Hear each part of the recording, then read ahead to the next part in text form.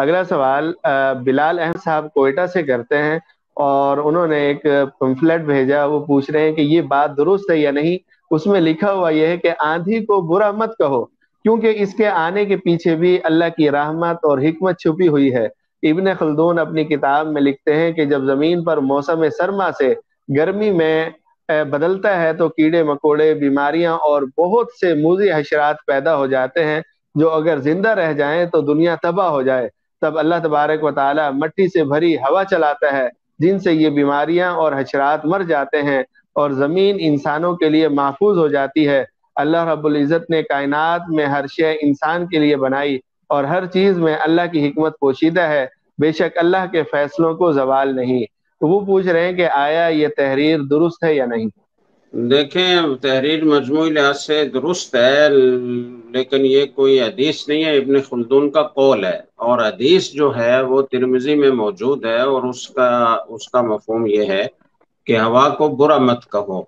جب تمہیں ایسی ناپسندیدہ ہوا نظر آئے تو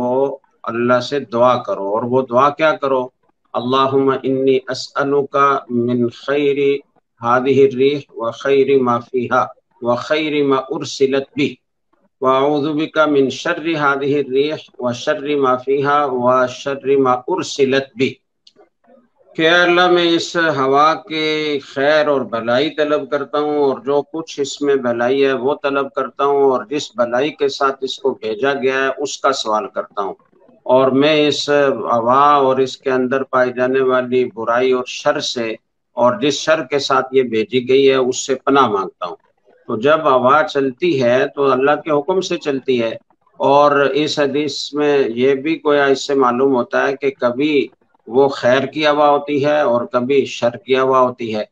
تو اس لیے اب جب چلنا شروع ہوتی ہے تو ہمیں نہیں پتا کہ اس میں خیر اللہ نے رکھی ہے یا شر رکھا ہے، تو اس لیے حکم یہ ہے کہ تم اس کی خیر طلب کرو اور اس کی شر سے پناہ مانگو، تو یہ حکم ہے، اور گالی دینے سے منع کیا گیا ہے۔ جی، باقی جو حشرات والی بات کی ہے تو اس کا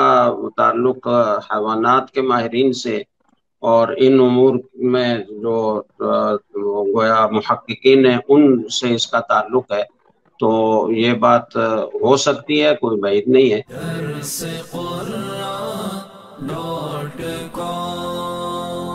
www.darsequran.com